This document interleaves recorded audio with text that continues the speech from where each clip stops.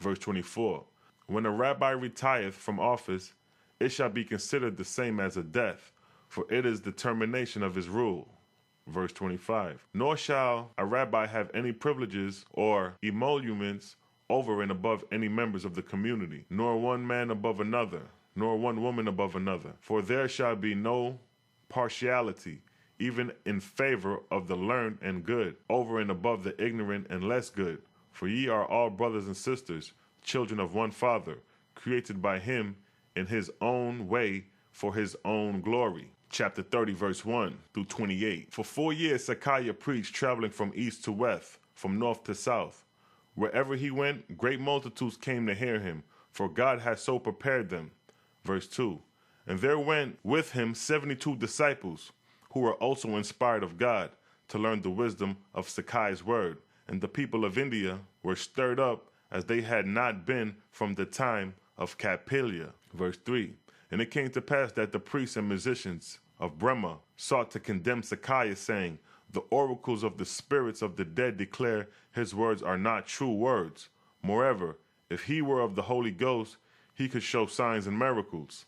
Verse 4. So God gave Sakaya signs and miracles, even to showing the spirits of the dead, who came and stood beside him while he preached. And the spirits spoke also, declaring Sakaya words were of Jehovah. And the multitude saw the spirits and heard them speak. Verse 5. Sakaya said, of a truth, I do not come of the Holy Ghost. I come of the actual person, Jehovah, in parentheses, Omaz. Verse 6. Then God gave to Sakaya power of the death cast, whereat his own spirit went out of his corporeal body and stood in the presence of many men, and was seen by them.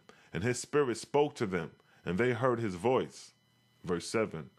And while his spirit was thus out of his corporeal body, another angel of God came and inhabited it, and spoke before the multitude. Verse 8. Now after these signs came to Sakaya, he preached again, and traveled 4 years more, showing these things wherever he went.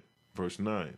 And of these occasions he explained the spirit of things, and the different heavens which he had visited. And he showed unto many that it was not imaginations, for he left his corporeal body, and went in spirit to far-off cities and country places, showing his spirit in regions hundreds of miles remote, and he was recognized in the communities where he appeared.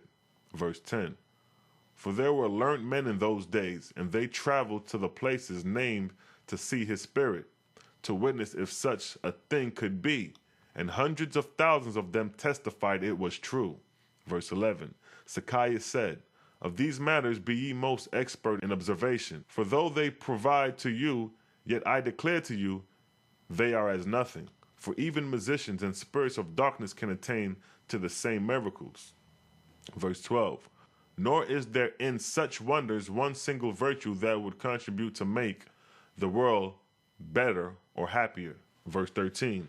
For the spirits of the lower heavens, like mortals, have multitudes of doctrines, and for the most part they know nothing of the higher heavens, Naravinya, or Etheria, which I proclaim unto you. Verse 14. Nor is the testimony of a spirit more valuable to you than is the testimony of a mortal. Verse 15. But consider ye the words and doctrines of spirits and men, for that only is good which provideth for ameliorating the condition of the family and the state. Verse 16. For it is given unto you by the Father that ye can begin your own resurrection while ye are here in the corporeal body.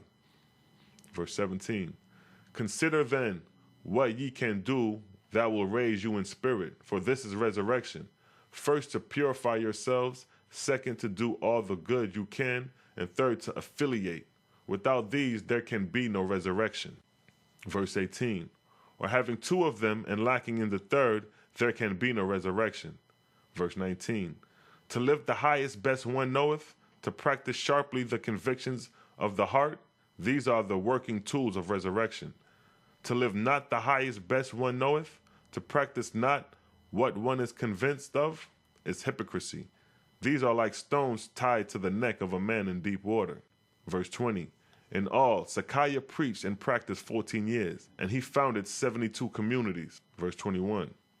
And all the members thereof were sworn against war and against caste and against idleness, and to worship only the Great Spirit, or Mahavastu. And he gave them many rites and ceremonies. Verse 22.